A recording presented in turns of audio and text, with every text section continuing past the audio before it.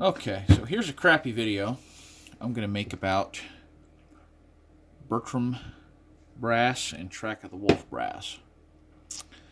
I haven't found any information online about this, so I'm not sure if anyone else has this issue. This is specifically in reference to an Argentine rolling block in 43 Spanish. So, as anyone who owns one of these knows, the brass for this caliber is extremely expensive. It's kind of hard to get a hold of. But Track of the Wolf has it for a reasonable price. So I purchased some and had some issues with it that are rather disturbing. I don't know if it's because of their brass or because of my chamber, but I'm thinking it's because of their brass. So I'll give you the example here. I have a box. This is what I have loaded of some loaded rounds left from my Track of the Wolf brass. These are black powder rounds right now. I've tested them with smokeless using Accurate 5744, which is using a fairly light load in. So anyway, these are pretty much... I had some issues with case head separation. So I thought maybe the smokeless load, which I was using, the pressure was a little high. So I'm like, okay, I'm going to go back to black powder load. I loaded a black powder load of 75 grains of 1.5F of Swiss powder. So, brand new brass. And this is the result. As you can tell, this is one firing. And you can tell by that band. My camera wants to focus on this.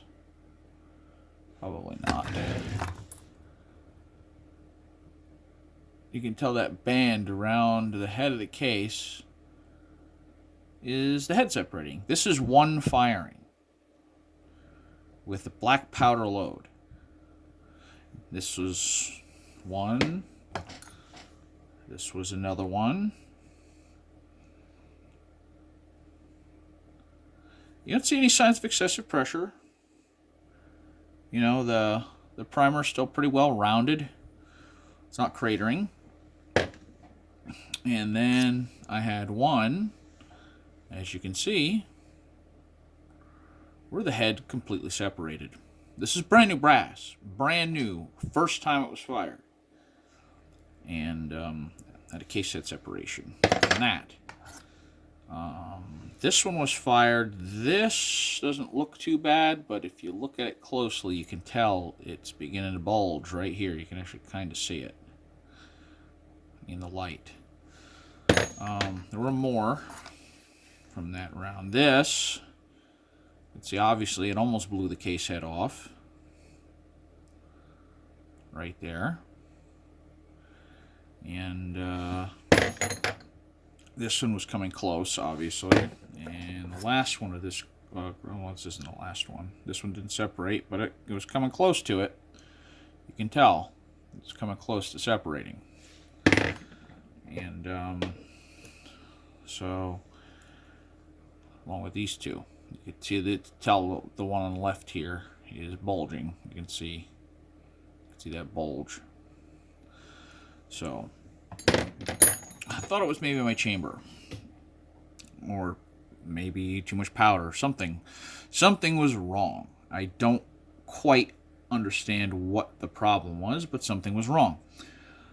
So I decided. I found 20 rounds of Bertram brass, 43 Spanish brass. So this is a brand new, unfired Bertram case. The one immediate thing I noticed is when I picked this brass up, it was immediately heavier in my hand than the Track of the Wolf brass over there. In fact, this brass weighs about 198 grains And the Bertram brass weighs about 240 grains, which was interesting. So, another thing I noticed, and I don't know if you'll be able to see it on camera. When I measured the thickness of this brass, of the track of the wolf brass, this brass measures 8 thousandths of an inch, where the Bertram brass measures about 9 to 10 thousandths of an inch. So, other thing is I don't know who makes this brass for Track of the Wolf. You see by the head stamp, it's stamped with 43 Spanish, but no maker. At Chambers, it looks nice. It looks like very nice brass, but it just doesn't hold up. You know? I mean, first firing and I'm blowing case heads off. That's a problem. So, I went out today and I fired some of this Bertram brass. I had 10 rounds that I loaded up. So this is obviously unfired case. These are 3 fired Bertram cases.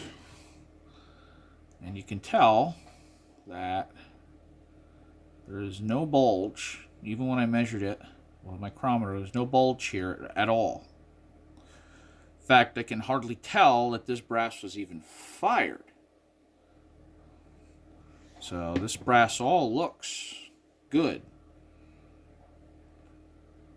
The only bulge is right here, and this was from the bullet from my initial loading, and that was a mistake on my part for that. But that'll come right out in the die when I resize it. But all this brass looks good. You know, there's no bulge here. And the other thing I noticed, and you're not going to be able to see it in these cases because these are fired with black powder. I didn't even bother cleaning these because I'm not going to use them again. So when I look down into this case, and you're not going to be able to see it, I'm not going to bother to try. You could tell, you could see kind of where the web of the case it comes in. You know, it kind of cups in a little bit, where the brass thickens up right before the head. And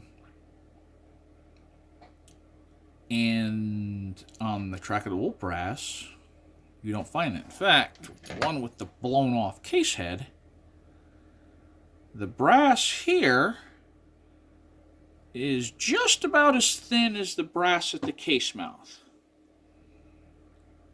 So that's worrying. So that's the story. I emailed Track of the Wolf about this. I haven't heard back yet. I know they're not the ones making the brass, but it's definitely something that is aggravating at best and at worst a little dangerous. I mean, in the rolling block, you know, due to the inherent strength of the action, you don't have a you don't think you have real danger of anything really bad happening. I remember when I fired off the first round, you definitely got a little bit of hot gas in your face from the case head coming off. So, but I don't have the case head here. I don't think I do. Oh, I do actually. Hang on. Let me get the case head out. There it is. There's the case head. Yep, it blew right off. So, fortunately, I can't use this Track of the Wolf brass in that gun. Maybe it would work fine in another gun. Maybe it has to do with the tolerances of the chamber. I don't know. But I do know that this brass is unsuitable for me. I don't know how many people are actually going to watch this video, but this is something I would like to get some input on. If anybody has had this issue, like I said, I couldn't find anything online, but I just ordered 20 more of the Bertram cases because I do want to continue firing this rifle. I originally purchased this rifle. Oh, I should say, I originally wanted a Argentine rolling block in 43 Spanish. It was kind of rat because I wanted to rebarrel it into like 45-70. And Numerous Arms, I know, used to make a kit to do it. I don't think they do anymore, but this one had a pristine bore on it. It was such a nice example that I thought it would be a bit of a crime not to fire it with its original barrel.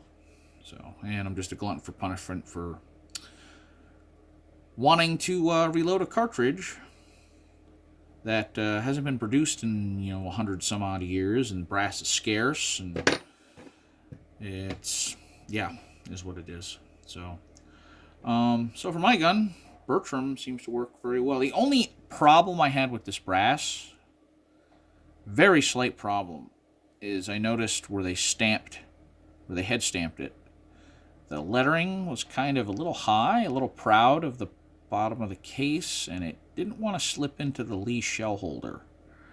So I found a couple swipes with a file, just a couple of swipes just to knock it down a bit, and then these went right into the shell holder without a problem.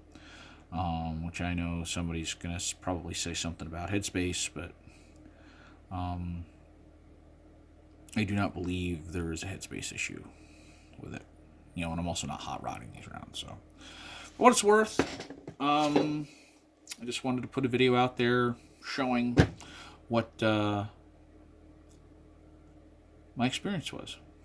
And hopefully somebody can learn from it, or somebody else can give me some more information.